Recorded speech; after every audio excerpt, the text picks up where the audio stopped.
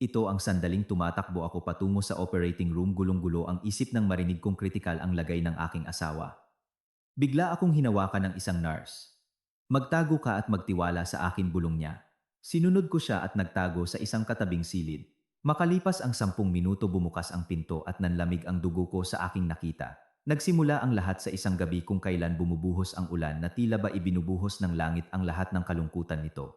Katutunog lang ng hating gabi sa wall clock ng condominium unit ni Carmela. Si Carmela na nakasuot ng mahabang pantulog ay hindi mapakali. Pabalik-balik siya sa sala, paulit-ulit na tinitingnan ang tahimik na cellphone sa ibabaw ng mesa. Hindi pa umuuwi ang kanyang asawa si Javier. Hindi ito ang unang pagkakataon. Siyempre madalas kailanganing mag-overtime ni Javier dahil sa malaking construction project na pinamamahalaan niya, ngunit iba ang gabing ito. Isang kakaibang kaba ang bumalot sa kanyang dibdib, malamig at tumatagos tulad ng hangin sa gabi. Nagkaroon sila ng maliit na pagtatalo kaninang hapon.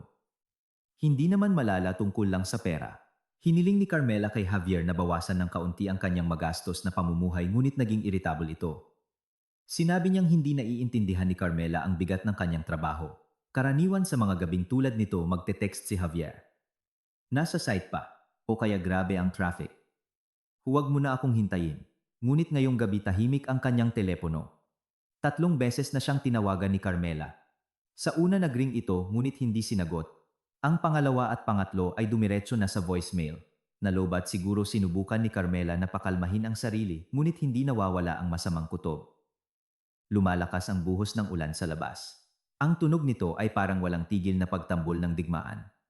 Lumapit si Carmela sa bintana at hinawi ang mga kurtina. Basa at makintab ang kalye, sa ibaba walang katao-tao. Niyakap niya ang sarili, nakakaramdam ng ginaw.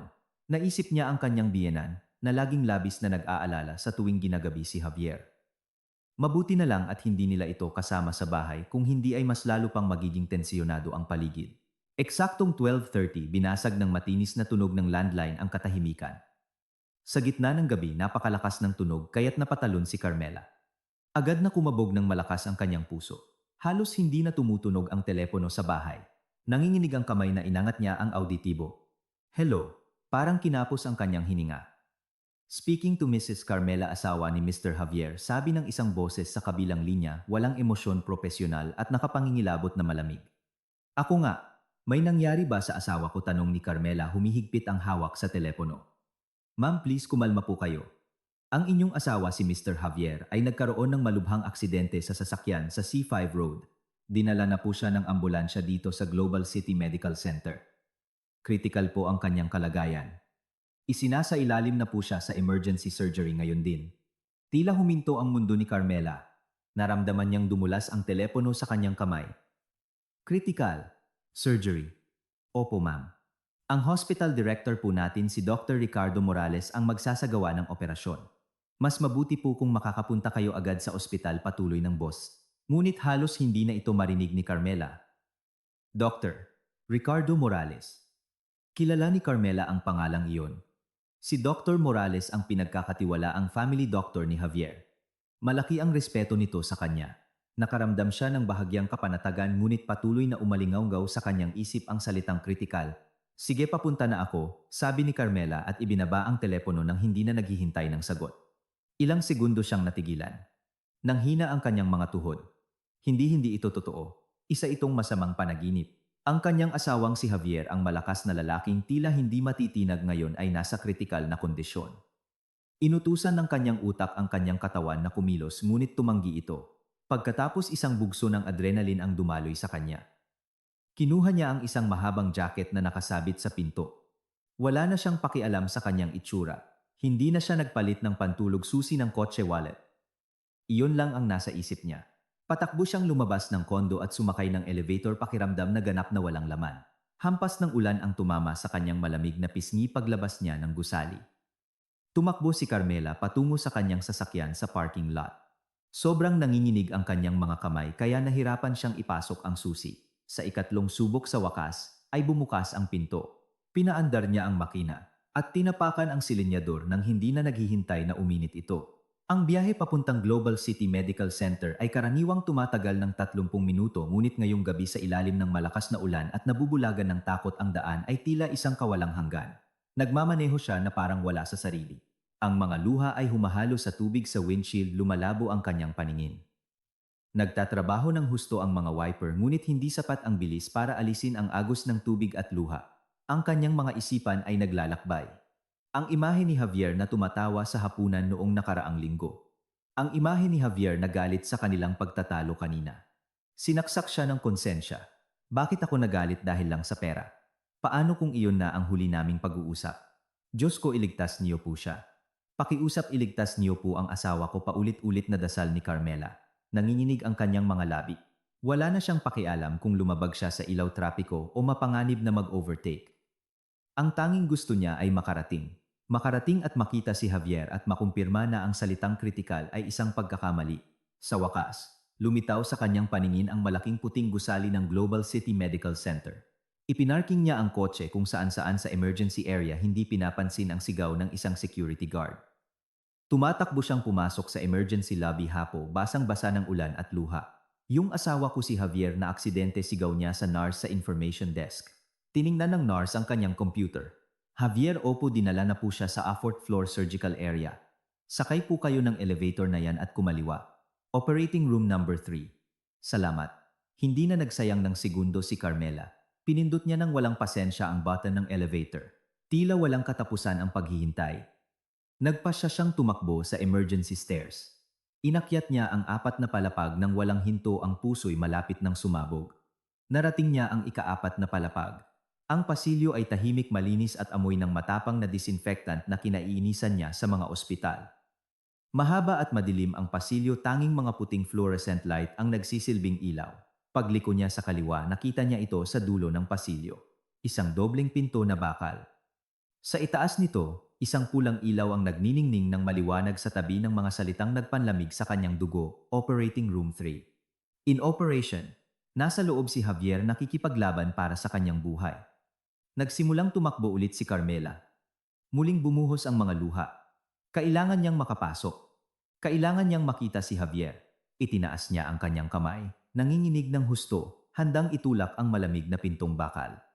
Ilang sentimetro na lang ang layo ng kamay ni Carmela sa malamig na ibabaw ng bakal. Ramdam niya ang lamig ng aircon na nagmumula sa kabilang panig. Huminga siya ng malalim, naghahandang pumasok. Handa siyang harapin ang anuman para lang makasama si Javier. Sakto noong dumampi ang dulo ng kanyang mga daliri sa metal, isang matatag na kamay ang humawak sa kanyang braso mula sa gilid. Huwag po! Napasigaw ng bahagya si Carmela at lumingon na gulat.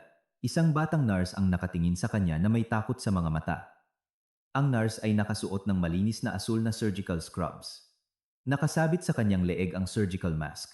Maputla ang kanyang mukha, ngunit ang kanyang mga mata ay nag-aalab sa nakakatakot na pagmamadali. Sa kanyang nameplate ay nakasulat Clara R. Kayo po ang asawa ni Javier. Tama po ba? Mabilis na bulong ng nurse sa mababa at desperadong boses. Tumango si Carmela, puno ng takot, sinusubukang kumawala sa hawak ng nurse. Oo, nasa loob ang asawa ko. Kailangan kong pumasok. Bitawan mo ako. Hindi po. Mas hinigpitan ni Nurse Clara ang hawak sa kanya, inilalayo siya sa pinto ng operating room. Hindi po kayo pwedeng pumasok. Hindi nila dapat malaman na nandito kayo. Napaka-importante po nito. Kumunot ang noo ni Carmela. Sa isang sandali na daig ng pagkalito ang kanyang takot.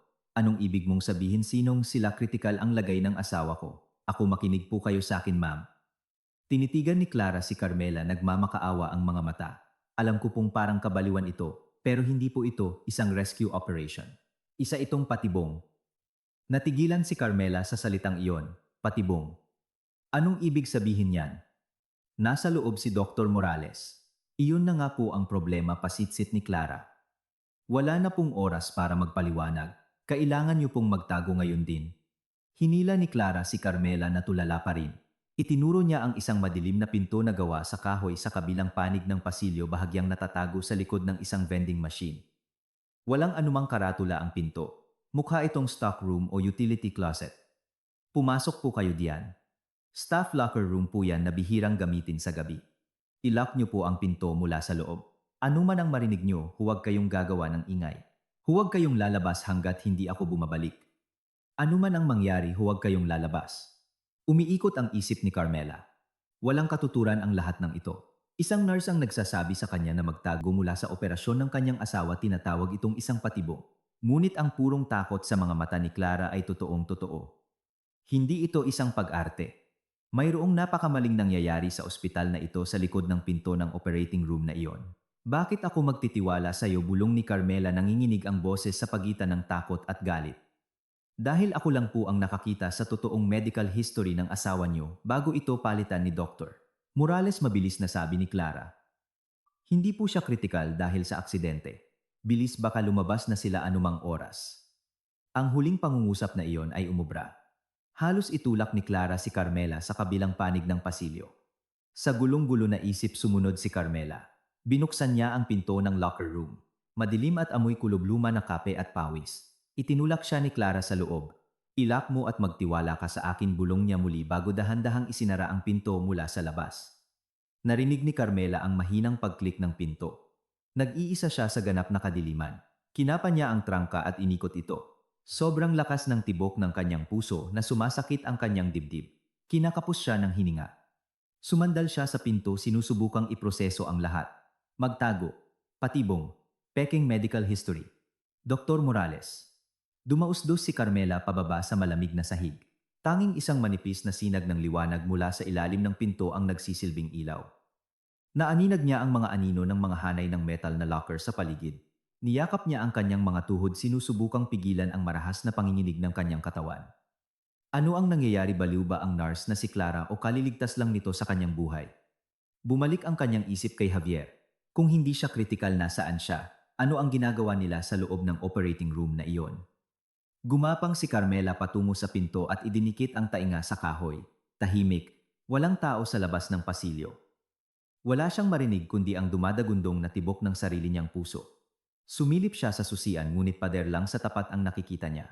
Tiningnan niya ang oras sa kanyang cellphone, 1:00 ng madaling araw. Tila gumagapang ang oras. Bawat segundo ay parang isang oras. Nag-iisa siya sa dilim, nakikinig sa nakakatakot na katahimikan. Napuno ang kanyang isip ng pinakamasasamang posibleng mangyari. Paano kung ikinulong siya rito ni Nurse Clara? Paano kung kailangan talaga siya ni Javier? Kailangan niyang magtiwala sa kanyang kutob. At ang kutob niya, sinsero ang mga mata ni Clara. Naghintay siya ng 1 minuto. 2 minuto. Pinakikinggan ang bawat mahinang tunog. Mangayabag sa malayo sa dulo ng pasilyo ang ugong ng isang ice machine, ngunit wala mula sa operating room 3. 5 minuto. Nagsisimula na siyang masuffocate. Nakakabagot ang silid. Gusto niyang sumigaw. Gusto niyang tumakbo at gibain ang pinto ng operating room. 7 minuto. Nagdasal siya sa kanyang isip. Hindi na lang para kay Javier kundi para na rin sa sarili. Pakiramdam niya ay isang daga sa isang patibong. 10 minuto. Ang pinakamahabang 10 minuto ng kanyang buhay. Bigla nakarinig siya ng isang malinaw na pag-click mula sa kabilang panig, hindi sa kanyang pinto kundi sa pasilyo. Pinigil ni Carmela ang kanyang hininga. Idinikit niya ang mata sa susian, ngunit mali ang anggulo. Gumalaw siya, naghahanap ng siwang sa mga bisagra ng pinto. Sa makitid na espasyo sa pagitan ng pinto at ng hamba, nakita niyang namatay ang pulang ilaw sa itaas ng operating room 3. Tapos na ang operasyon. Pagkatapos ay narinig ni Carmela ang isang mahinang sitsit. Ang mga bakal na pinto ng operating room ay bumubukas. Bumukas ang mga bakal na pinto ng operating room na may tahimik na sitsit. Sa katahimikan ng malinis na pasilyo, ang tunog ay parang pag-crack ng isang glacier. Pinigil ni Carmela ang kanyang hininga, nanigas ang buong katawan sa likod ng pinto ng madilim na locker room. Nakatutok ang kanyang paningin sa makitid na siwang sa pagitan ng pinto at ng hamba, ang kanyang tanging bintana sa isang mundong biglang nabaligtad. Ang unang anino na lumabas ay si Dr. Morales. Nakasuot pa rin siya ng asul na surgical scrubs, ngunit ibinaba na niya ang kanyang maskara hanggang sa leeg. Hindi siya mukhang isang doktor na kalalaban lang para sa buhay ng isang kritikal na pasyente. Hindi siya mukhang pagod o stress o malungkot. Mukha siyang kalmado, may methodikal na mga galaw. Tinatanggal niya ang isang pares ng guwantes na goma na may mancha na ngayon ay alam na ni Carmela na peking dugo. Naramdaman niya ang unang bugso ng pagduduwal. Pagkatapos ay lumitaw ang pangalawang anino. Inaasahan ni Carmela ang isang stretcher, isang walang kalaban-laban na katawan na natatakpan ng kumot. Inaasahan niya ang pag-beep ng isang heart monitor. Ang nakita niya ay nagpanlamig ng dugo sa kanyang mga ugat. Si Javier ang kanyang asawa. Hindi nakahiga si Javier. Hindi siya itinutulak sa isang stretcher. Naglalakad si Javier. Lumabas siya ng operating room sa sarili niyang mga paa. Nakasuot din siya ng asul na surgical scrubs na para bang bahagi siya ng team at hindi ang pasyente. Nag-inat siya, iniikot ang kanyang leeg na para bang matagal siyang nakaupo. Siya ay malusog, malakas at ganap na walang galos. Tinakpan ni Carmela ang kanyang bibig gamit ang dalawang kamay. Isang ungol ng desperasyon ang halos makawala sa kanyang lalamunan. Imposible ito. Isa itong halusinasyon. Epekto ito ng pagkabigla at takot. At pagkatapos ay lumabas ang isang pangatlong tao, isang babae. Matangkad siya, balingkinitan, may mahabang blonde na buhok at sa ilalim ng kanyang doctor's gown ay isang eleganteng evening dress. Nakilala siya agad ni Carmela. Si Maria, ang personal assistant ni Javier, ang laging tumitingin sa kanya nang may paghamak sa mga event ng kumpanya. Laging sinasabi ni Javier kay Carmela na walang basehan ang kanyang pagsiselos. Lumalabas na hindi bulag si Carmela, naging tanga lang siya. Ang plano ay perpekto. Malinaw ang boses ni Javier sa tahimik na pasilyo. Malalim at kalmado ito, walang bahid ng sakit. Naramdaman ni Carmela na para siyang sinuntok sa sikmura. Humalakhak si Dr. Morales habang itinatapon ang mga guwantes sa isang biohazard bin. Siyempre gumana. Kakampi ko ang staff sa ER. Nasa system na ang peking report ng aksidente. Nagawa ng peking ambulansya ang trabaho nito. Opisyal ngayon si Mr. Javier ay nagtamo ng malubhang internal hemorrhage. Gusto kong makita ang mukha ni Carmela, sabi ni Maria sa boses na parang sitsit ng ahas. Inabutan niya si Javier ng isang bote ng tubig. Siguradong papunta na yon. Umiiyak, nagpapanik. Kawawang tanga. Tumawa si Javier. Tumawa siya. Ang tawang iyon na dati laging nagpapakalma kay Carmela ngayon ay parang tawa ng isang demonyo. Wasak na wasak yon. Napakatanga niya. Kinagat ni Carmela ang kanyang palad. Ang pisikal na sakit ay wala kumpara sa sakit ng kanyang puso. Hindi lang siya pinagtaksilan, pinagtatawanan pa siya. Ginawa siyang katatawanan sa kanilang karumal-dumal na plano. Ang mahalaga, pagdating niya sa bat ni Dr. Morales, naging seryoso muli ang tono. Kailangan nating gampanan ang ating mga papel. Javier, kailangan mong pumunta sa recovery room. Bilis, humiga ka. Lalagyan ka namin ng IV at mga monitor. Kailangan mong magmukhang mahina pero stable. Post-op. Alam ko, sabi ni Javier, umirap. Mahina ako pero salamat sa magaling na doktor na ito, nakaligtas ako. Ako ang haharap kay Carmela sa waiting room, patuloy ni Dr. Morales. Ibibigay ko sa kanya ang mabuti at masamang balita. Ang operasyon ay tagumpay. Natigil ang pagdurugo. Ngunit huminto siya ng may drama. Ngunit, tanong ni Maria, nagniningning sa pananabik ang mga mata. Ngunit, sabi ni Dr. Morales, isang bahagyang ngiti ang gumuhit sa kanyang mga labi. Sasabihin ko sa kanya na habang nag-uopera may nakita kaming iba pa, isang napakadelikadong blood clot malapit sa atay. Sasabihin ko na kailangan ko ang pirma niya para sa pangalawang procedure bukas ng umaga. Isang napaka-urgent at high-risk na internal cleaning procedure. Siyempre, dagdag ni Javier na may masamang ngiti. Eksakto, tumango si Dr. Morales. Isang procedure na may napakataas na panganib ng komplikasyon sa anesthesia. Kung may mangyari sa kanya sa operating table, nakakalungkot, pero ginawa natin ang lahat. Sa wakas ay naintindihan ni Carmela. Nagkabit-kabit na ang lahat. Ang target ay hindi si Javier. Hindi totoo ang aksidente. Lahat ay isang palabas para sa kanya. Bumalik ang kanyang isip, 3 linggo na ang nakalipas. Umuwi si Javier na may dalang mga papeles para sa isang bagong life insurance policy na nagkakahalaga ng milyon-milyong piso. Tinanong ni Carmela kung bakit kailangan nila ng bago. Sinabi niyang para ito sa kanilang retirement, sa kanilang kinabukasan. Naalala ni Carmela na nagbiro siya. Bakit ako ang nakasiguro? Dapat ikaw. Dahil sa panganib ng trabaho mo sa construction. Tumawa lang si Javier at sinabing bahagi to ng isang investment package mahal. Pumirma ka na lang. At si Carmela na laging nagtitiwala ay pumirma. Kalilagda lang niya sa kanyang sariling death warrant. At ang pagtatalo nila kanina ay hindi tungkol sa mga gastos. Nagreklamo si Carmela na masyadong mahal ang premium ng bagong insurance. Hiniling niya kay Javier na ikansela ito. Hindi katakatakang nagalit ito ng husto. Si Carmela, nang hindi niya nalalaman, ay sinisira ang kanilang plano sa pagpatay. At kapag hindi na siya nagising mula sa operating table, ang boses ni Javier ay nagpabalik sa kanya mula sa kanyang mga nakakatakot na iniisip. Milyon-milyong piso ang insurance payout. Makakaalis na tayo sa bansang ito at magsimula ng bagong buhay sa Switzerland. Tumawa si Maria at kumapit sa braso ni Javier. Nag-book na ako ng mga tiket papuntang Zurich. Silang 3, ang kanyang asawa, ang kanyang kalaguyo at ang kanilang family doctor. Pinlano nilang 3 ang kanyang pagpatay ng may ganoong detalye sa lugar na dapat ay pinakaligtas sa mundo. Isang ospital. Hindi na nanlalamig ang dugo ni Carmela. Nagsimula itong kumulo. Ang takot na nagpaparalisa sa kanya ay dahan-dahang nagiging isang bagay na isang bagay na malamig matigas at matalim. Galit. Nakita niya silang tatlong naglalakad palayo sa pasilyo palayo sa operating room.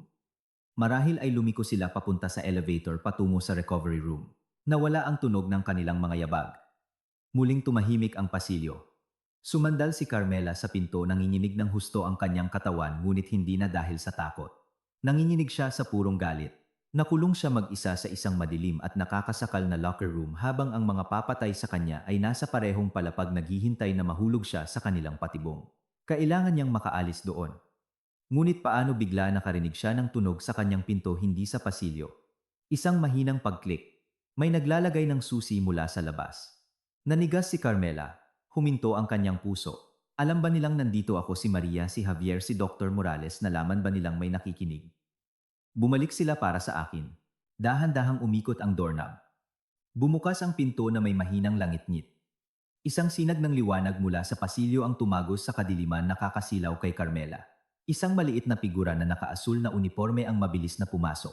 Ma'am Carmela, bulong nito. Isang alon ng napakalaking ginhawa ang dumaloy kay Carmela na halos manghina ang kanyang mga tuhod. Si Nurse Clara. Mabilis na isinara ni Clara ang pinto at muling nilock mula sa loob. Sumandal siya rito, humihingal. Sa ilalim ng manipis na liwanag mula sa ilalim ng pinto, ang kanyang mukha ay maputla na parang multo. Nakita niyo po sila, ma'am? Tanong ni Clara, nanginginig ang boses. Hindi makapagsalita si Carmela, tumango lang siya. Mga luha ng galit at pagtataksil ang sa wakas ay dumaloy sa kanyang mga pisngi. Narinig niyo po ba ang usapan nila? Giit ni Clara. Tumango ulit si Carmela. Lahat bulong niya sa paos na boses.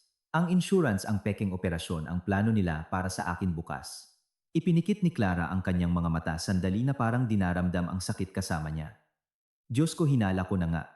Pero ang marinig ito, bakit mo ako tinutulungan? Tanong ni Carmela nakatingin sa batang nurse. Isinusugal mo ang lahat. Umupo si Clara sa sahig sa tabi ni Carmela at huminga ng malalim. Matagal ko nang pinaghihinalaan si Dr. Morales. Mula pa noong baguhan akong nurse sa OR administration. Nakikinig si Carmela, nakakapit sa braso ni Clara na para bang ito ang tanging angkla sa kanyang bagong wasak na mundo. Hindi po siya doktor, sabi ni Clara sa mahinang boses, nakatingin sa malayo sa mga locker. Isa po siyang berdugo. Ang specialty niya ay mga aksidente sa operating table. Tinitingnan niya ang mga mayayamang pasyente na may malalaking insurance policies o mga matatandang pasyente na walang pamilya. Mag-i-schedule siya ng isang simpleng operasyon. Tapos sa kalagitnaan ng operasyon magkakaroon ng komplikasyon. Isang fatal reaction sa anesthesia, isang hindi inaasahang pagdurugo, isang bagay na hindi mapapatunayang medical malpractice. Namatay ang pasyente, patuloy ni Clara, tumigas ang boses. Nababayaran ng insurance at kahit paano, laging nakakatanggap si Dr. Morales ng isang malaking donasyon para sa kanyang research ilang linggo pagkatapos. Isa siyang kasuklam-suklam na nilalang. Pero paano mo nalaman ang tungkol kay Javier? Ang tungkol sa akin, tanong ni Carmela. Naka-duty po ako sa surgical floor ngayong gabi, paliwanag ni Clara. Nakita ko ang emergency surgery na nakaschedule sa pangalan ni Javier. Ang code ay blunt abdominal trauma. Pero may kakaiba. Walang supporting data mula sa ER. Karaniwan automatikong pumapasok ang data ng isang ER patient. Ito blanco. Para bang ang pasyenteng ito ay bigla na lang lumitaw sa harap ng operating room. Isang kilabot ang gumapang sa likod ni Carmela. Dahil sa kuryosidad, patuloy ni Clara, ginamit ko ang access ko para tingnan ang mga system records. Nakita ko na si Dr. Morales mismo ang manu-manong nag-input ng data mula sa kanyang computer, isang bagay na napakakaiba para sa isang prestihiyosong siruhano. Kaya gumawa ako ng isang mapangahas na bagay. Alam ko ang access code sa kanyang opisina. Isang oras ang nakalipas habang naghahanda siya para sa operasyon, pumasok ako. Kailangan kong malaman kung ano ang itinatago niya. Nagningning ang mga mata ni Clara. Sa isang nakalock na drawer sa kanyang mesa nakita ko ang totoong file. Sa pangalan ni Javier, hindi ito data ng aksidente. Isa itong report ng isang kumpletong medical check-up, 2 araw na ang nakalipas. Ang resulta ay perfect absolute state of health. Siyempre naisip ni Carmela ng may pait. At sa parehong drawer lalo pang humina ang boses ni Clara. Nandoon ang file niyo, ma'am. Isang kopya ng bagong life insurance policy. Ang halaga ay astronomical. At sa dulo sa ilalim ng advising physician ay ang pangalan ni Dr. Morales. Nagkabit-kabit na ang lahat, ang pekeng aksidente, ang pekeng operasyon at ang plano para sa pangalawa at nakamamatay na operasyon para kay Carmela. Alam kong wala akong masyadong oras, sabi ni Nurse Clara. Alam kong tatawagan kanila. Hindi ko alam kung ano ang plano nila, pero alam kong hindi ka dapat makipagkita sa kanila bago mo malaman ang katotohanan. Tumakbo ako sa pasilyo, umaasang mahaharang kita. At sa kabutihang palad na gawa ko, hinigpitan ni Carmela ang hawak sa kamay ng nurse. Iniligtas mo ang buhay ko, Clara. Hindi pa po seryosong, sabi ni Clara. Nagsisimula pa lang tayo. Alam nilang darating ka. Hinihintay ka nila. Anong gagawin ko, tanong ni Carmela, nararamdamang bumabalik ang takot. Hindi ko kaya. Hindi ko kayang umarte. Hindi ko kayang tingnan si Javier at magpanggap na malungkot ako. Kailangan mo mariing, sabi ni Clara. Kailangan mong gampanan ang papel mo tulad ng pagganap nila sa kanila. Ngayon marahil ay inilipat na nila si Javier sa recovery room sa dulo ng pasilyong ito. Tatawagan ka nila anumang oras. Kailangan mong magpanggap na wasak ka, malungkot, na gagalak na nakaligtas siya. Umiyak ka. Mabilis at tiyak ang mga tagubilin ni Clara. Kapag inabot nila sa iyo ang mga papeles para sa operasyon bukas, kailangan mong tumanggi. Kung tatanggi ako, maghihinala sila. Huwag kang tumanggi ng diretsahan. Sabihin mong nabigla ka, kailangan mo ng oras para mag-isip, kailangan mo munang tawagan ang biyenan mo. Kahit anong dahilan. Ang mahalaga ay hindi ka pipirma ng kahit ano ngayong gabi. Kailangan natin ng oras. Oras para saan, tanong ni Carmela. Para makakuha ng pisikal na ebidensya, sabi ni Clara. Hindi tayo pwedeng tumakas. Hahabulin ka nila. Hindi tayo pwedeng pumunta sa pulisya na kwento lang natin ang dala. Sasabihin nilang isa kang histerikal na babae. Kailangan natin ng hindi matututulang ebidensya. Anong ebidensya? Una, ang totoong health report ni Javier na nakita ko sa opisina ni Dr. Morales. Pangalawa, ang file ng pekeng operasyon ni Javier sa system. At pangatlo, ang mga recording ng CCTV. Nanlaki ang mga mata ni Carmela. CCTV? Oo, sigurado akong hindi dumating si Javier sa ospital na ito sakay ng ambulansya, sabi ni Clara. Dumating siya sa sarili niyang mga paa. Malamang ay nagpark siya sa underground staff parking na mas liblib. Kung makukuha natin ang CCTV footage ngayong gabi ng pagpasok niya ng kalmado sa ospital, masisira natin ang buong alibi nila tungkol sa aksidente. Ang opisina ni Dr. Morales ay nasa basement, sabi ni Carmela, nagsisimulang gumana ang kanyang utak. Tama, katabi ng archives room at ng server room ng mga kamera, kumpirma ni Nurse Clara. Iyon ang lungga niya. Kumuha si Nurse Clara ng isang puting card mula sa kanyang bulsa.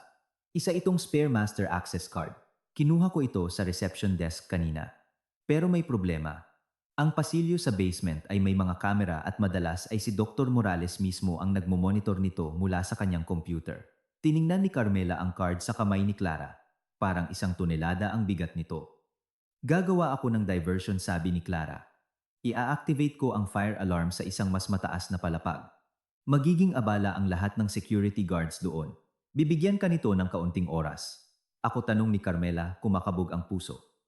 Kailangan mong pumunta sa basement ng palihim, sabi ni Clara, tinitingnan si Carmela ng diretso sa mata. Pumasok ka sa opisina ni Dr. Morales at hanapin ang totoong file ni Javier. Pagkatapos pumunta ka sa server room. Kunin mo ang mga recording ng mga nakaraang oras. Kung may data cable ka, pwede mong i-transfer sa telepono mo.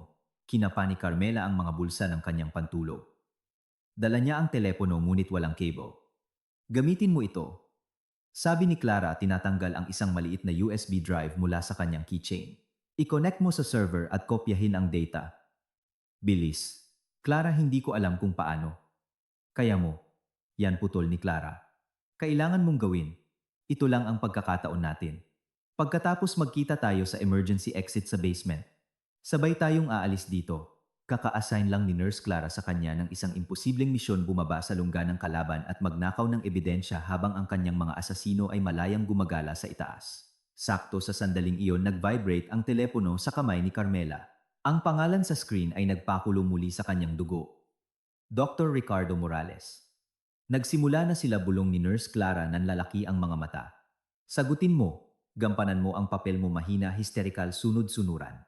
Huminga ng malalim si Carmela, inislide ang daliri sa screen para sagutin. Huminga ng malalim si Carmela. Ang kulob na hangin sa locker room ay tila sumisikip sa kanyang mga baga. Sa kanyang kamay ang telepono ay nag-vibrate na parang isang galit na ahas. Nagniningning sa screen ang pangalan ni Dr. Ricardo Morales. Ito na ang kanyang entablado. Oras na para umarte. Sagutin mo, bulong ni Nurse Clara. Tandaan, mahina hysterical, sunod-sunuran. I-slide ni Carmela ang berdeng icon at idinikit ang telepono sa kanyang tainga. Tinipon niya ang lahat ng sakit at pagtataksil na naramdaman niya at ginawa itong isang boses na puno ng takot, pinipilit ang isang nakakakumbinsing hikbi. Hello Doc Mrs. Carmela, salamat sa Diyos. Ang boses ni Dr.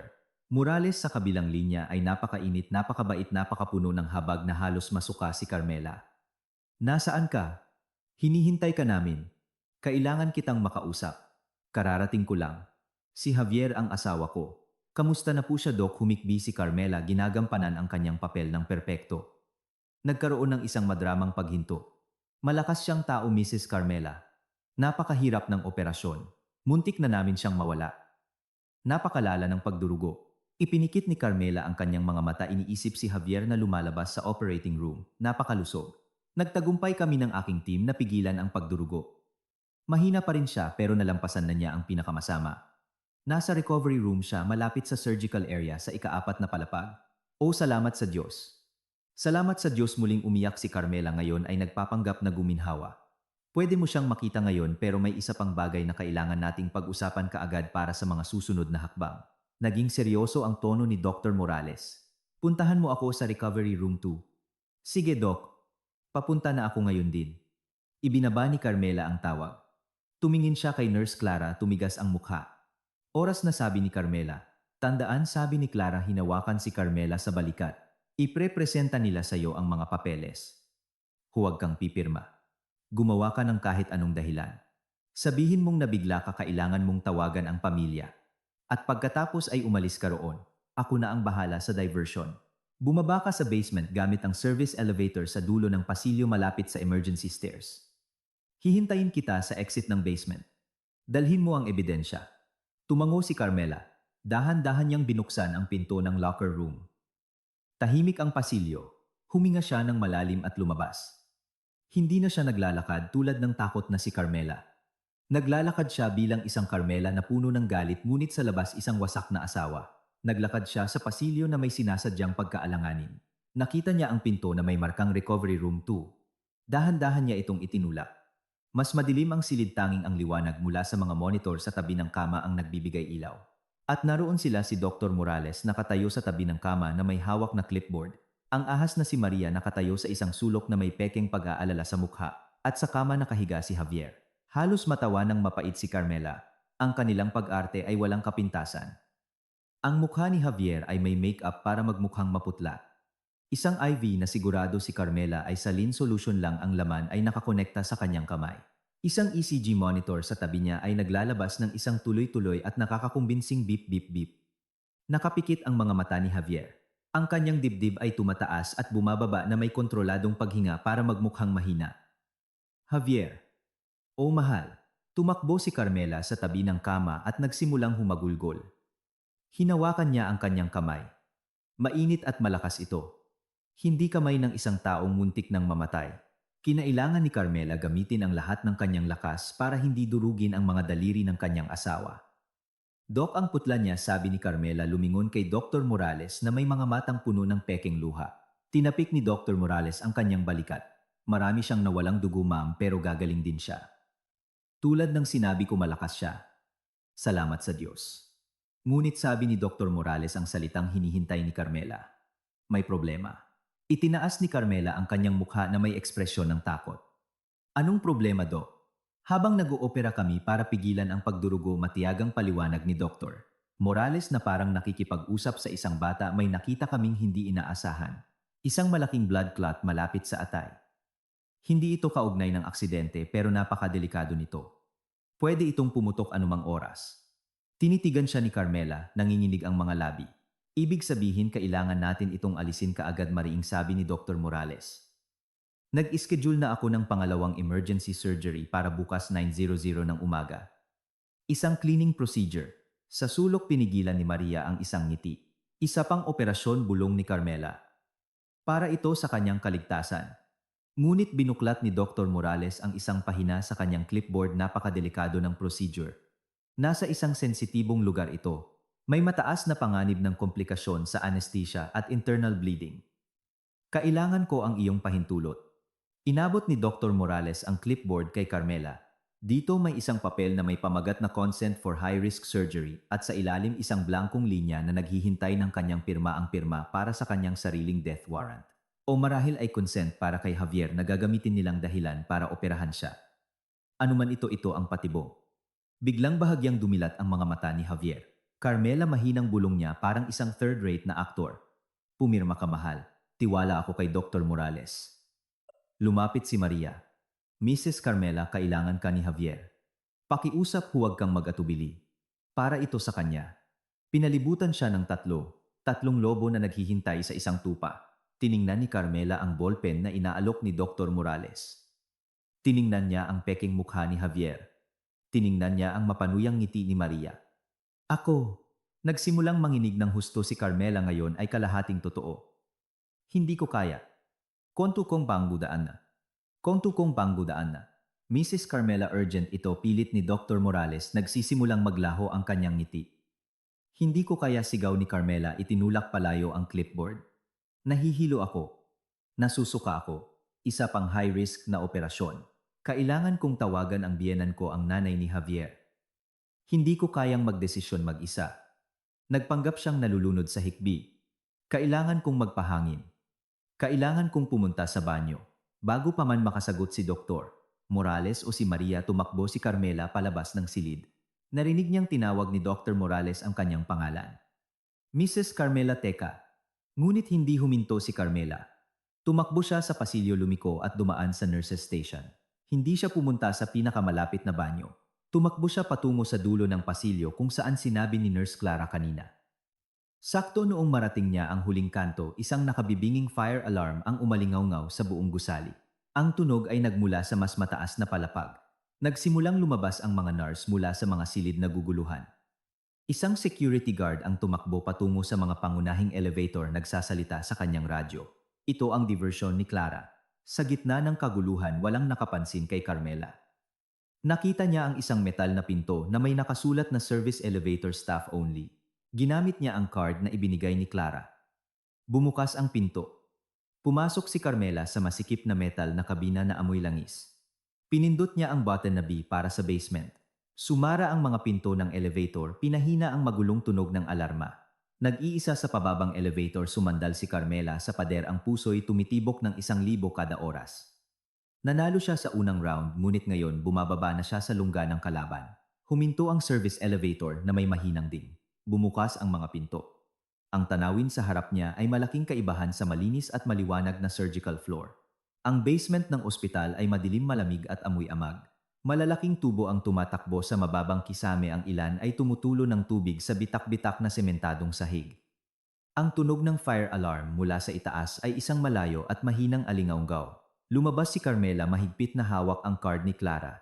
Mag-isa siya sa nakapangingilabot na katahimikan. Sinundan niya ang mga halos hindi makitang karatula sa pader, archives, maintenance server room. Sa dulo ng pasilyo, sa isang medyo mas maliwanag na lugar, nakita niya ang mga ito. 2 pinto magkatabi. Sa isa ay nakasulat Dr. Ricardo Morales, Chief of Surgery. Ang isa ay isang mabigat na metal na pinto na may nakasulat Server Room Restricted Access. Ito ang lungga nila.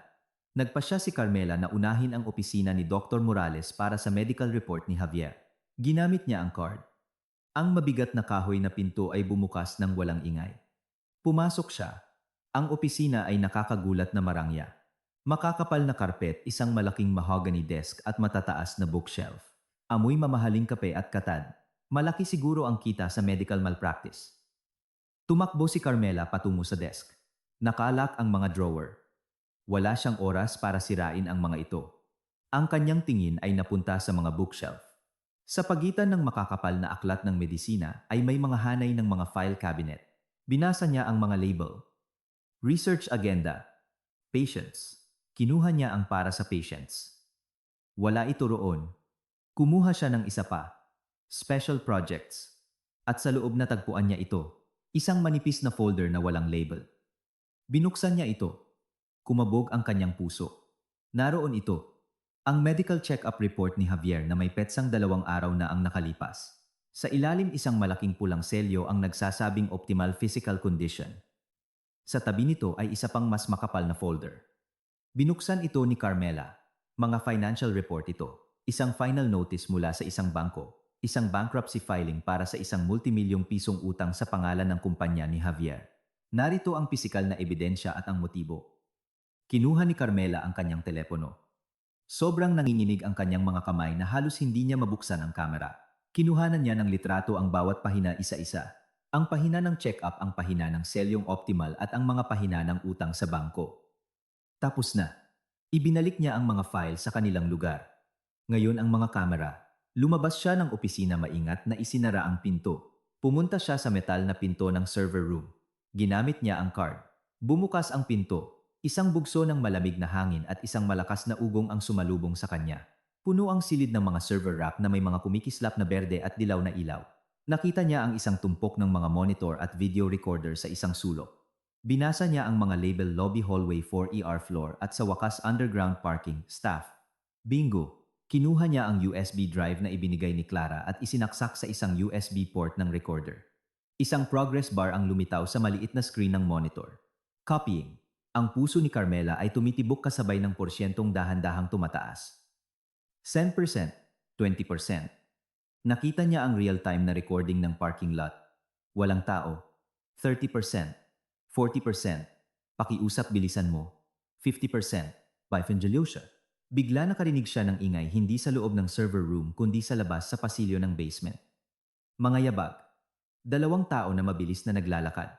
Huminto ang puso ni Carmela. Siguradong tumigil na ang fire alarm.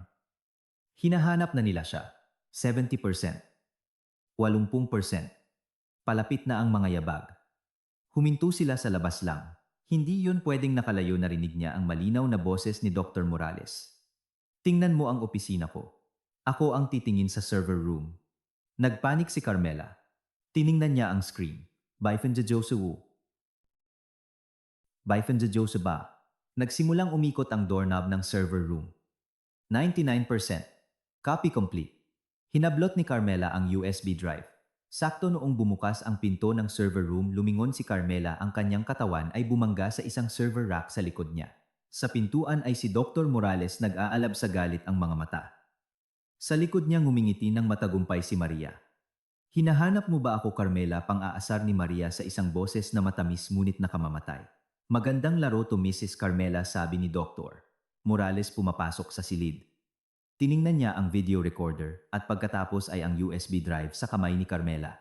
Pagtatago sa locker room, pagpapanggap na hysterical, pagtakbo sa basement. Akala mo ba talaga ganoon kami katanga? At si Nurse Clara, bulong ni Carmela. Yung munting pakialamera na yon, tumawa si Dr. Morales. Inasikaso na namin siya. Hindi na siya manggugulo kahit kanino. Nanikip ang sikmura ni Carmela sa takot. Anong ginawa nila kay Clara? Akala mo matalino ka, ha? Sabi ni Maria, lumapit at hinablot ang telepono ni Carmela. Tiningnan niya ang photo gallery. Ang ebidensya natin. Ang cute. Binura niya ang mga litrato isa-isa sa harap ni Carmela.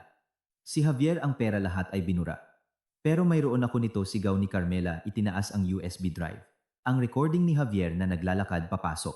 Hindi niyo ito mabubura. Ngumiti si Dr. Morales. Ito ang pinakamalamig na ngiti na nakita ni Carmela. Talaga, tignan mong mabuti kung ano ang kinopya mo. Naguluhan si Carmela. Ang recording na iyan na pinaghirapan mong kopyahin, paliwanag ni Dr. Morales na parang nagtuturo sa isang estudyante, ay isang loop ng recording kagabi inihanda para sa sinumang susubok sumilip. Tiningnan ni Carmela ang USB drive sa kanyang kamay. Ngayon ay parang wala na itong silbi. At ang mga file sa opisina ko, patuloy ni Dr. Morales. Ang medical report na iyon ay isang pekeng kopya na itinanim namin doon. Sadya, bilang pain, ang mga orihinal ay nasira na. Isa itong patibong. Ang buong pagtakas niya sa basement ay isang patibong. Hinayaan nila siyang makatakas sa recovery room. Sadya, dinala nila siya rito. Welcome sa patibong, Mrs. Carmela, sabi ni Dr. Morales. Ngayon may dalawa kang pagpipilian. O pipirmahan mo ang consent ng maayos. Lumapit si Maria, may kinuha sa likod niya, isang malaking hiringgilya na puno ng isang malinaw na likido. O, pipilitin ka naming pumirma, sabi ni Maria. At pagkatapos niyan, pwede na nating ituloy ang iyong pangalawang procedure. Dito mismo ngayon din. Biglang naramdaman na mainit at nakakasakal ang malamig na server room. Ang mga pader ng mga umuugong na server rack ay tila nagsasara sa kanya, kinukulong siya kasama ang kanyang dalawang maninila. Ang mga salita ni Dr. Morales ay tumama sa kanya na parang martilyo. Peking pendrive. Burado na ang mga litrato sa kanyang telepono. Na-neutralize na si Nurse Clara. Nag-iisa siya. Bawat hakbang na akala niya ay isang matalinong galaw ay sa katunayan isang landas na inilatag nila para sa kanya. Sumayaw siya sa kanilang musika at ngayon narating na niya ang dulo ng kanta diretso sa bibig ng leon. Ngumiti si Maria. Ito ay isang ngiti ng purong kasiyahan. Pinaikot niya ang malaking hiringgilya sa kanyang kamay. Ang malinaw na likido sa loob ay kumikinang sa ilalim ng mga fluorescent na ilaw. Halika na Carmela, sitsit ni Maria. Pumili ka. Pipirma ka ng maayos o patutulugin muna kita. Iniharap muli ni Dr. Morales ang clipboard. Ang linya para sa pirma ay tila ng uuyam sa kanya. Tapos na ang laro, Mrs. Carmela. May schedule kaming kailangang sundin. Mabilis na nag-isip si Carmela. Nandoon ang takot, isang malamig na kakaparalisang takot, ngunit sa ilalim nito ang galit na naramdaman niya kanina sa locker room ay nagsimulang mag-alab muli. Hindi na ito isang baga, kundi isang naglalagablab na impyerno na tumutupok sa takot. Akala nila nanalo na sila. Akala nila siya ang sunod-sunuran at tangang asawa. Nagkakamali sila. Kung peke ang bagong ebidensya, gagamitin ko ang luma. Itinaas ni Carmela ang kanyang mga kamay, nagpapanggap na nanginginig. Tumingin siya kay Dr. Morales na may mga matang nagmamakaawa. Sige. Talo na ako. Kayo na ang nanalo. Bahagyang ngumiti si Dr. Morales. Isang matalinong pagpili. Pipirma ako, sabi ni Carmela sa paos na boses. Pero, pakiusap, hayaan niyo akong tumawag sandali sa biyanan ko. Gusto ko lang marinig ang boses niya sa huling pagkakataon. Suminghal si Maria. Ang drama. Pinag-isipan ito ni Dr. Morales sandali. Walang tawag. Pumirma ka ngayon. Nagiging mainipin na siya. Kahit ibalik niyo lang ang telepono ko, sabi ni Carmela, itinuturo ang kanyang telepono sa kamay ni Maria. Nandoon ang mga kontak ng pamilya ko. Gusto ko lang makita ang litrato ng nanay ko. Umirap si Maria, ngunit tumingin kay Dr. Morales na bahagyang tumango. Ibigay mo. Wala rin namang signal dito sa basement. Na-block na namin lahat. Siyempre, ginawa nila. Pinlano nila ang lahat. Inihagis ni Maria ang telepono sa paanan ni Carmela. Ayan. Dahan-dahang yumuko si Carmela, bawat kilos ay kinakalkula para magmukhang talunan at wasak. Kinuha niya ang telepono. Nanginginig ang kanyang mga kamay, ngunit ngayon kontrolado na niya ang mga ito. Malakas ang tibok ng kanyang puso, hindi dahil sa takot kundi dahil sa adrenaline. Hawak niya ang telepono, nakatingin sa madilim na screen. Salamat, bulong niya. Tumayo siya ng tuwid at sa isang iglap nagbago ang buong kilos niya. Ang kanyang likod na dati kuba ngayon ay tuwid. Ang kanyang mga matang nagmamakaawa ay ngayon isang matigas at malamig na tingin. Ang kanyang mukha na dati maputla ngayon ay tensyonado. Naramdaman ni Dr. Morales at ni Maria ang pagbabago. Ang kanilang mga ngiti ay bahagyang nag-alinlangan. Tama kayo, sabi ni Carmela sa isang patag at malamig na boses. Magandang laro, magandang pain. Pero nagkamali kayo sa isang bagay. At ano yun, pang aasar ni Maria? Akala niyo nalaman ko ang kabulukan ng asawa ko ngayong gabi, sabi ni Carmela. Pero ilang buwan ko nang naaamoy ang basurang ito. In-unlock niya ang kanyang telepono. Aningko, binura ni Maria ang mga litrato sa gallery, pero hindi alam ni Maria kung paano hanapin ang isang nakatagong audio folder. Bago ako pumirma, sabi ni Carmela, nais kong pakinggan niyo ito. Ituring niyo itong isang lullaby. Pinindot niya ang play button. Sa isang segundo walang nangyari. Pagkatapos, isang boses ang pumuno sa server room. Ang boses ni Javier, malinaw at matalas. Hindi, wala akong pakialam sa pasasalamat mo. Siguraduhin mo lang na ang consultancy fees ay nasa Swiss account bago matapos ang buwan. 2 million. Linisin mo. Ayokong malaman kung paano. Siguraduhin mo lang. Ang recording ay mula 3 buwan na ang nakalipas. Isang tawag sa pagitan ni Javier at isang kasosyo. Si Javier ay nag-aayos ng mga suhol at money laundering para sa kanyang huling proyekto sa konstruksyon. Lihim itong nirecord ni Carmela habang nag-uusap sila sa kanyang home office. Iniisip na magagamit niya itong armas sa isang posibleng paghihiwalay. Hindi niya akalain na gagamitin niya ito para iligtas ang kanyang buhay. Naniga si Dr. Morales at si Maria. Namutla ang kanilang mga mukha. Yan utal ni Dr. Morales. Wala yang kinalaman dito. Meron, Doc, sabi ni Carmela lumapit. Pinapatunayan nito ang pagkatao ng asawa ko. Pinapatunayan nitong kriminal siya. At ang recording na ito, kasama ang testimonya ko, ay mag-uudyok sa pulisya na imbestigahan ang lahat ng kanyang negosyo, kasama na ang kanyang mga insurance deals sa iyo. Hindi ka makakalabas ng buhay sa silid na ito, sitsit ni Maria itinaas ang hiringgilya. Malamang hindi sabi ni Carmela mapanghamon ang tingin. Pero ang teleponong ito itinaas niya ang telepono ay nagre-record ng buong usapan natin sa silid na ito mula pa noong pumasok kayo. Ito ay isang bluff. Talagang putol ang signal, hindi siya pwedeng mag-transmit ng anuman. Pero hindi nila alam iyon. At ang recording na ito patuloy ni Carmela itinaas ang kanyang boses ay konektado sa cloud. Kung huminto ang puso ko o kung hindi ako mag-input ng password sa susunod na 5 minuto ang recording na ito, ang recording ng confession nyo ng mga banta nyo kasama ang recording ng money laundering ni Javier ay automatikong ipapadala sa abogado ko sa editor-in-chief ng isang national newspaper at sabihanan ko. Nanlaki sa takot ang mga mata ni Dr. Morales. Umubra ang bluff. Naniwala siya. Pigilan mo siya, sigaw ni Dr. Morales nagpapanik. Maria, turukan mo na siya ngayon. Natauhan si Maria, sumigaw at sumugod kay Carmela, ang hiringgilya ay nakatutok na parang isang punyal. Umatras si Carmela, bumangga sa malamig na mga server rack. Wala nang tatakbuhan.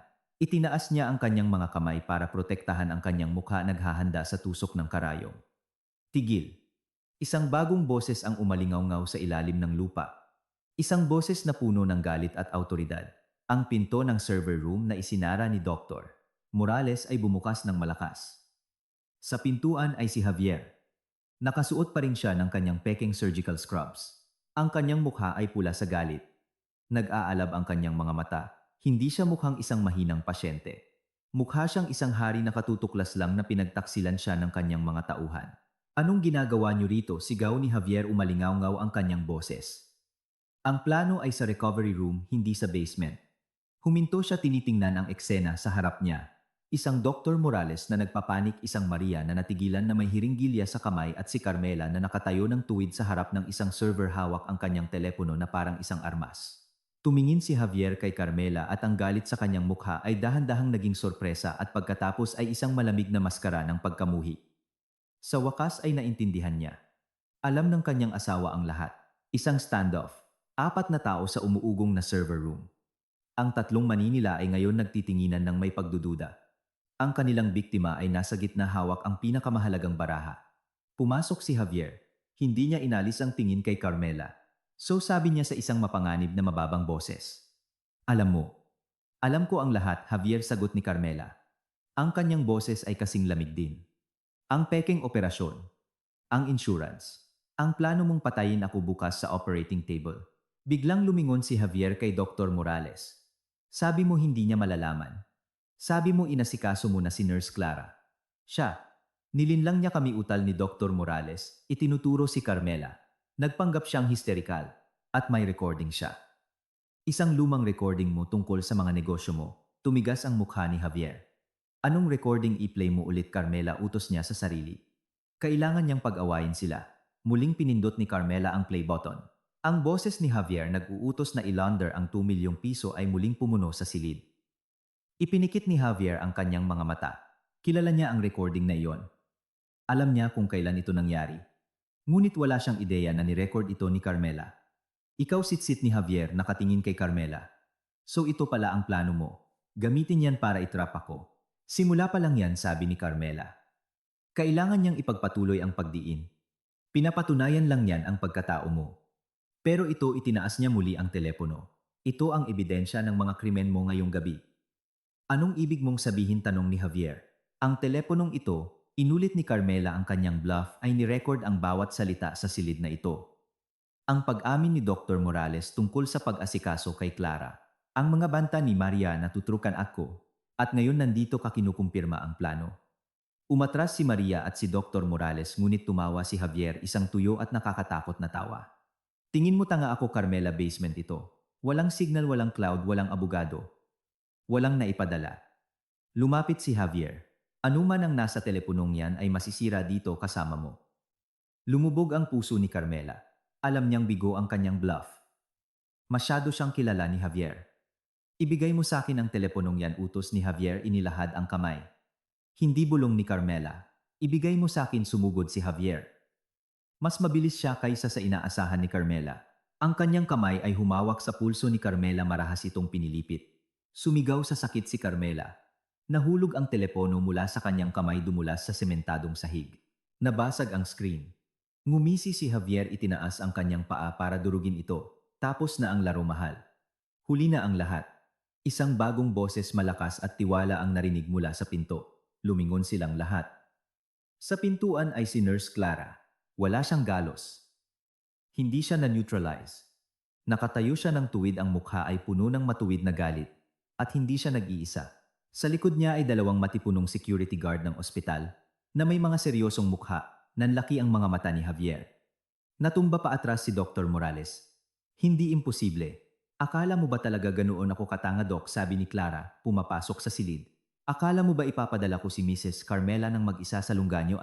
Anong pinagsasabi mo? Utal ni Dr. Morales. Ang fire alarm kanina, paliwanag ni Clara, ay hindi isang diversion para sa mga guard. Isa itong diversion para sa inyo. Habang abala kayong habulin si Carmela, kami ng mga ginuong ito, itinuro niya ang mga guard, ay pumunta sa Central Control Room.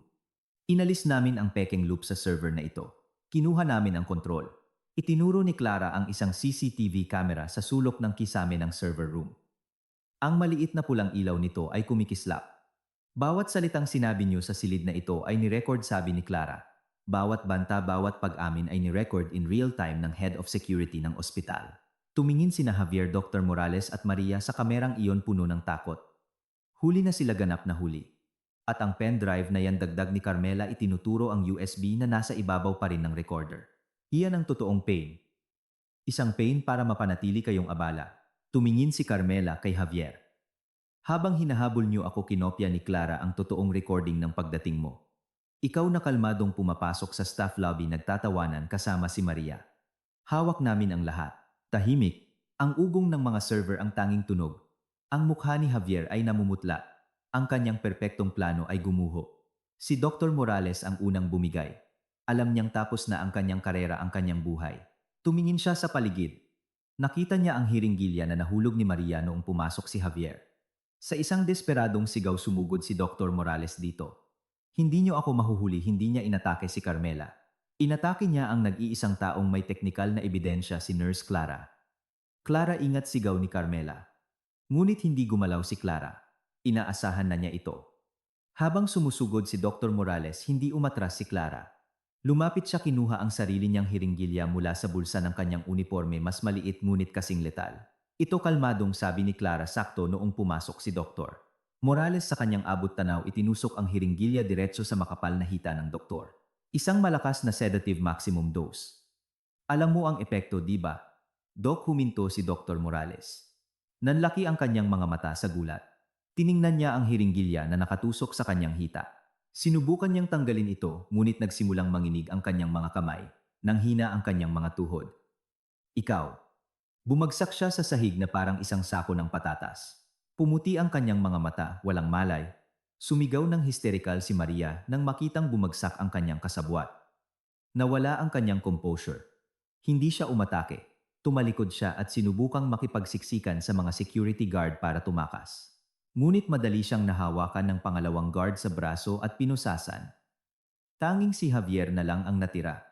Nakatayo siya roon, tulala, nakatingin sa bumagsak na si Dr. Morales, sa humahagulgol na si Maria at kay Carmela na nakatingin sa kanya ng walang takot. Isang bulag na galit ang bumalot sa kanya. Kung babagsak siya, isasama niya si Carmela. Kasalanan mo ang lahat nito, sigaw niya. Nakalimutan niya ang mga guard, nakalimutan niya ang kamera. Tanging si Carmela ang nakikita ng kanyang mga mata. Sumugod si Javier patungo sa kanya, ang kanyang mga kamay ay handang sakalin ang kanyang asawa. Sumabog sa gulo ang silid. Ang galit na sigaw ni Javier. Kasalanan mo ang lahat nito, umalingaw sa gitna ng ugong ng mga server. Ang kanyang mga mata ay namumula, ang mga pupil ay dilat dahil sa adrenaline at purong pagkamuhi. Hindi na niya nakikita ang mga security guard o pinapansin ang kamerang nagre-record. Ang tanging target niya ay si Carmela. Sumugod siya. Mabilis na kumilos ang unang security guard na hindi nakahawak kay Maria. Sir, huwag kang gagalaw, sigaw niya humarang para pigilan si Javier. Ngunit si Javier, na puno ng desperasyon ng isang taong nawalan na ng lahat, ay may hindi inaasahang lakas. Ibinangga niya ang kanyang balikat sa dibdib ng guard, na naging dahilan para mataranta ang lalaki. Hindi maaaring bitawan ng pangalawang guard ang nagpupumiglas na si Maria. Sa isang iglap na lampasan ni Javier ang depensa. Naabot niya si Carmela, marahas na hinawakan ang kwelyo ng kanyang damit at hinila ng malakas. Tumalsik pasulong ang ulo ni Carmela at umungol siya sa sakit. Ang isa pang kamay ni Javier ay kumalmot sa kanyang balikat pinunit ng kanyang mga kuko ang tela ng kanyang pantulog. Papatayin kita ungol niya ilang pulgada lang ang layo ng kanyang mukha sa mukha ni Carmela. Ngunit hindi na si Carmela ang parehong babae. 3 oras na ang nakalipas. Ang nakakaparalisang takot ay nawala na pinalitan ng isang pangunahing instinct para mabuhay. Nang hilahin siya ni Javier, hindi nagpatangay si Carmela. Itinaas niya ang kanyang tuhod ng buong lakas, tinamaan si Javier sa hita. Umungol siya sa sakit ngunit hindi siya binitawan. Sa halip lalo siyang nagalit. Sinimulan niya itong yugyugin ng marahas. Bitawan mo siya, sigaw ni Clara, tumatakbo para tumulong. Noon nakabawi ang unang security guard. Nakita niya si Javier na inaatake si Carmela. Hindi na siya nagbigay ng babala. Sumugod siya mula sa likod, ipinulupot ang kanyang malalaking braso sa dibdib ni Javier sa isang malakas na bear hug. Arestado ka, arestado ka. Nabuhat mula sa sahig ang katawan ni Javier ngunit hindi niya binitawan ang damit ni Carmela. Nadala si Carmela, kasama niya halos masakal. Bitaw-bitaw sigaw ni Carmela, pinupunit ang sariling damit sa pagtatangkang makawala sa hawak ni Javier. Ibinaling ngayon ni Javier ang kanyang galit sa guard na nakahawak sa kanya. Nagpumiglas siya, sumipa at naniko. Bitawan mo ako, hayop ka. Akin siya, kalma lang sir. Huwag kang manlaban, utos ng guard. Sinusubukang ibagsak si Javier. Ngunit masyadong mailap si Javier. Pumilipit siya ng buong lakas. Sinusubukang makawala. Ito ay isang desperado marahas at walang ingat na kilos. Ang brutal na pag-ikot ay nakasira sa hawak ng guard ngunit nawalan din ng balanse si Javier. Natumba siya paatras. Sumabit ang kanyang kaliwang paa sa binti ng walang malay na si Dr. Morales na nakahandusay sa sahig. Nakita ni na Carmela, Clara at ng dalawang security guard ang lahat sa isang nakakatakot na slow motion. Bumagsak paatras si Javier. Hindi siya bumagsak sa sahig. Bumagsak siya diretso sa pangunahing server rack. Isang matibay na itim na metal frame na puno ng mabibigat na hardware. Unang tumama ang kanyang likod sa rack ngunit masyadong malakas ang puwersa ng kanyang pagbagsak. Tumilapon paatras ang kanyang ulo. Ang likod ng kanyang leeg at ang base ng kanyang bungo ay tumama sa matulis na bakal na gilid ng server frame. Ang tunog ay hindi malakas. Hindi ito isang kalabog kundi isang tuyong lagutok, isang nakapangingilabot na tunog na parang pagbali ng isang tuyong sanga, tahimik. Tumigil ang lahat ng ingay sa silid. Tumigil sa pagsigaw si Maria. Nanigas ang mga guard. Ang tuloy-tuloy na ugong ng mga server ay biglang naging nakabibingi. Hindi dumulas pababa si Javier. Nanatili siyang nakabitin sa isang kakaibang posisyon, nakasandal ang likod sa rack at ang ulo ay nakabitin sa isang hindi natural na anggulo. Ang kanyang mga mata ay bukas, nakatitig ng diretso, nakatingin kay Carmela, ngunit iba na ang tingin. Ang nag-aalab na galit ay nawala na. Ang natira ay purong pagkabigla at pagkalito. Javier, bulong ni Carmela, lumapit. Ang guard na humawak sa kanya ay maingat na lumapit. Sir Javier, isang ambulansya sa basement, sigaw niya sa kanyang kasama. Binuksan ni Javier ang kanyang bibig. Walang tunog na lumabas, isang mababaw na pagsitsit lang. Sinubukan niyang itaas ang isang kamay. Hindi ito gumalaw. Sinubukan niyang igalaw ang kanyang mga binti. Nanatili itong hindi gumagalaw. Isang purong takot, isang uri ng takot na iba sa galit ang pumuno ngayon sa kanyang mga mata. Tumingin siya kay Carmela. Sinubukan niyang magsalita muli. Ah, hindi. Ang kanyang boses ay isang magaspang na bulong. Hindi ako makagalaw. Yung mga binti ko, bulong niya muli. Yung mga kamay ko. Hindi ko maramdaman. Tiningnan ni Carmela ang kanyang asawa, ang lalaking sumubok pumatay sa kanya. Ilang segundo lang ang nakalipas, ang lalaking nagplano ng kanyang kamatayan sa isang operating table. Ang lalaking nagpanggap na paralisado. Ngayon totoong paralisado na siya. Diyos ko, bulong ni Clara, tinatakpan ang kanyang bibig. Walang naramdaman si Carmela, walang awa, walang kasiyahan, isang malamig na kahungkagan lang. Tiningnan niya ang mga mata ng lalaking iyon, ngayon ay puno ng mga luha ng tunay na takot. Ang kabalintunaan ay masyadong malupit, masyadong mabilis, masyadong perpekto. Dumating na ang karma. Hindi sa isang korte, hindi sa isang selda, kundi dito mismo. Sa malamig na server room sa gitna ng kanyang sariling masamang plano. Si Javier ay nakulong, tunay na nakulong, hindi sa likod ng mga rehas ng isang kulungan kundi sa bilangguan ng kanyang sariling katawan. Huwag niyo siyang hawakan, sigaw ng security guard nang makitang papalapit si Carmela. Huwag niyong galawin ang leeg niya. Hayaan na ang medical team ang umasikaso. Huminto si Carmela. Nakatayo siya roon, nakatingin sa kanyang walang kalaban-laban na asawa. Ang malusog na lalaki ay naging isang tunay na pasyente, mas malala kaysa sa anumang ipinanggap niya. Bumukas muli ang mga pinto ng server room. Ngayon ay ang tunay na head of security na sinundan ng dalawang unipormadong pulis na tinawagan niya nang makita ang live feed. Huminto sila sa pintuan tinitingnan ang eksena. Si Maria, nakaposas at umiiyak. Si Dr. Morales walang malay sa sahig. Si Javier paralisado laban sa isang server rack. At si Carmela nakatayo sa gitna ng mga guho ng kanyang buhay punit ang damit ngunit tuwid tapos na ang laro. Dahan-dahang sumikat ang araw. Ang mga unang sinag ng araw ay tumagos sa matataas na bintana ng lobby ng ospital ngunit ang liwanag ay tila kakaiba at malayo kay Carmela. Nakaupo siya sa isang tahimik na staff lounge balot sa isang makapal na kumot ng ospital. Si Nurse Clara ay nakaupo sa tabi niya hawak ang isang tasa ng mainit na tsaa na dinala ng isa pang nurse. Walang nagsasalita sa kanila.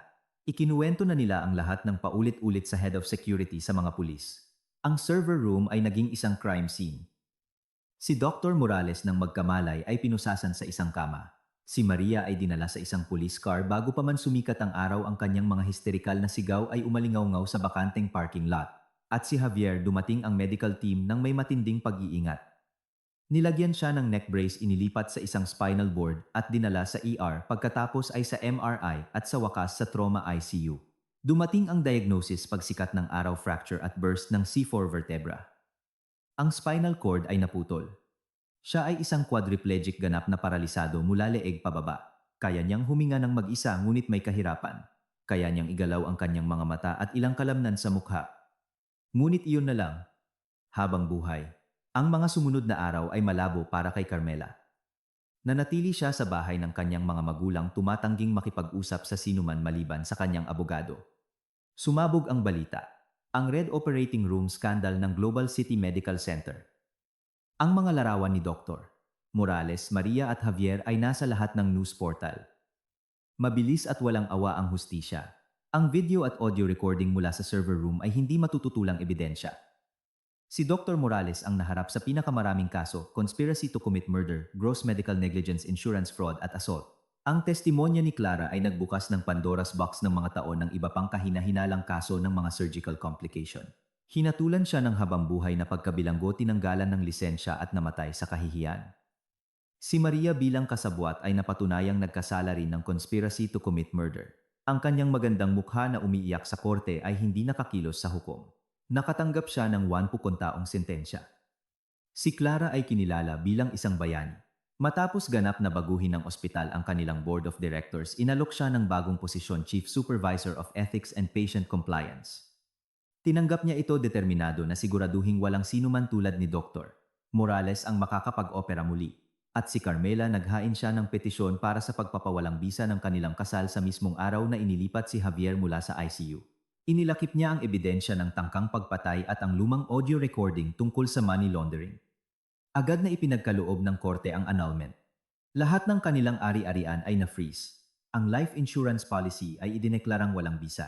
Ang multimilyong pisong utang na nilikha ni Javier ay nanatiling kanyang responsibilidad o sa halip responsibilidad ng state-appointed administrator na mamamahala sa kanyang mga nakumpiskang ari-arian. Si Carmela ay malaya sa pinansyal, legal at emosyonal.